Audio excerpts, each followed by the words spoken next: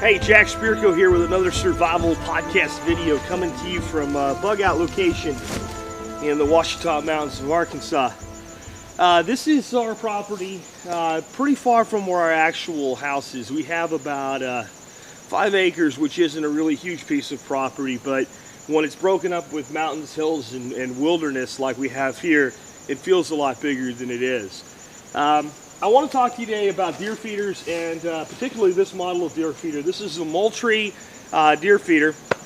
Sorry, I'll try not to turn away from the camera. I know with the shotgun mic that hurts the audio, but this is a Moultrie feeder, and it has a really intuitive timer for setting it off in it. I really like it.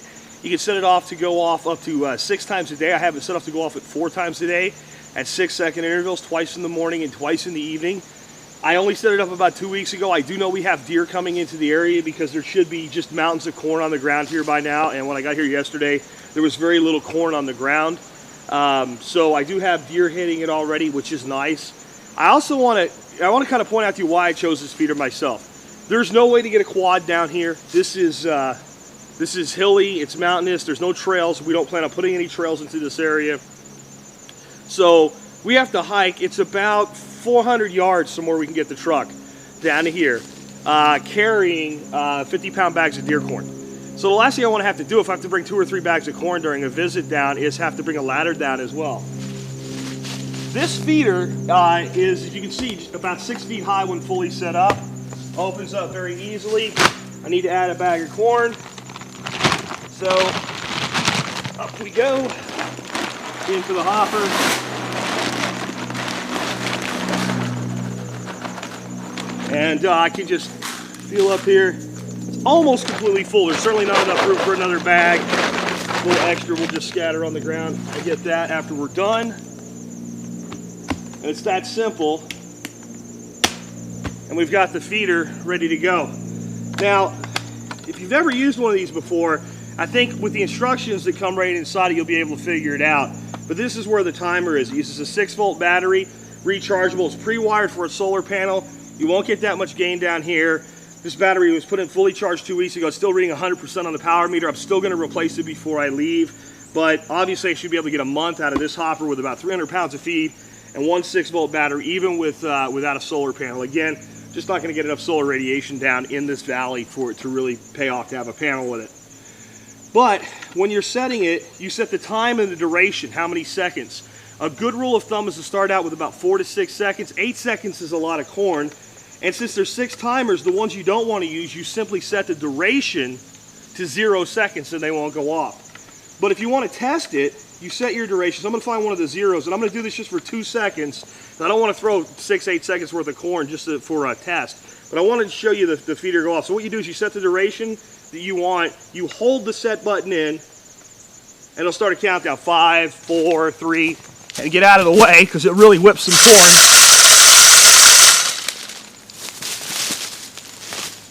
And if you've never been standing next to one of these when they go off, let me get that back to 0 so I don't forget, because that's set to go off at noon, and I don't want this going off at noon. If you've never been real close to one of these when they go off, when they throw corn like that, it can kind of sting. It ain't gonna really hurt you, but you don't like it.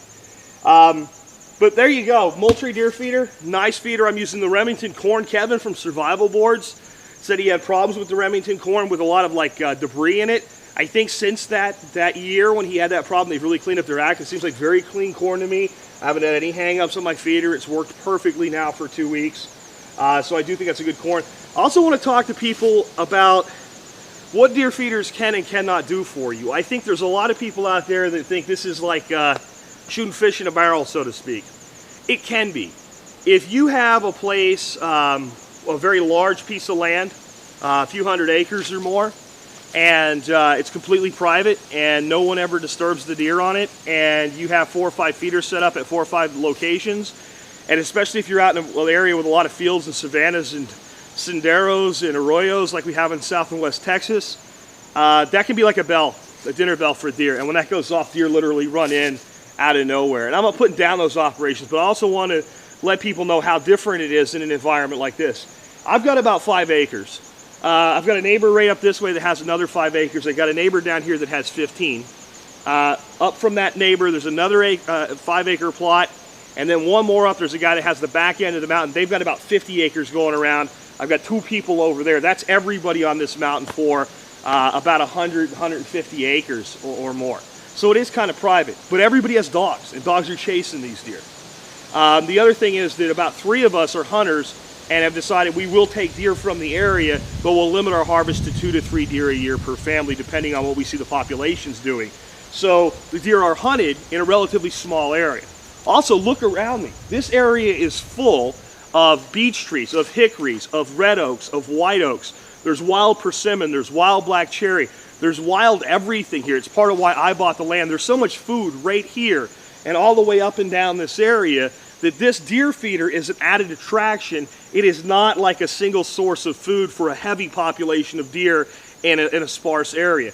It doesn't work the way that it will in those areas. We also don't feed year round. We feed about 2 months before the season to start trying to pull the deer into the area.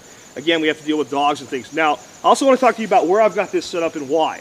Behind me, there's a mountain with an elevation of about 1,100 feet. On the back side of the camera, up that hill, is my house. I'm kind of in a valley here, not quite at the bottom, but near the bottom. My house is at about, I think, 950 feet, so there's 150 feet higher back there. This is a hollow, or a valley, however you want to call it, that goes all the way up, and it runs for about a mile in both directions. Just behind me a little bit further is a seasonal creek. It doesn't run all the time, but even when it's not running like now, there's little pockets of water, so there's a constant supply of water, even though we're up here in the mountains without a lot of running water for the deer to drink. I am standing, and this is what I should not be doing. I'm breaking the rules so I can show you the feeder. I'm standing on a trail. This is a heavily used deer trail that runs right through here. And it's because of what I said. We've got houses, we've got dogs, we've got activity up there. The deer are able to use this like a highway moving back and forth. So this is a great optimum setup. I can sneak in up there. My prevailing winds actually blow this way, cross the feeder and up to that way. So if I'm sitting anywhere up there, I'm downwind from any deer traveling this way, or coming in from the back. And we don't have a lot of deer coming in straight from this side because of the activity that's up there. So this was really the optimum place on my property to set this feeder up. That's it for the Moultrie deer feeder. Really like this unit. It's a resin, so it's not going to rust out on you. They sell, I think I paid $115 for this one. If I get 3 or 4 seasons out of it, hey, what more could you want? I'm sure the feeder itself and the timer would work longer. We'll see how this works out. A lot of times these resin containers seem to be really great, but you know, all the leaves fall off the trees in the wintertime. It's out here exposed to the sun. What I might end up doing is bringing them in during the winter months, but I've actually started thinking about feeding the deer in the winter up here because that's when it's at their leanest and helping them out through that hard part of the year, not just trying to bring them in hunting season. But I'm never going to feed them year round because they do become too conditioned if you do that. With that, this has been Jack Spirko with another Survival Podcast video.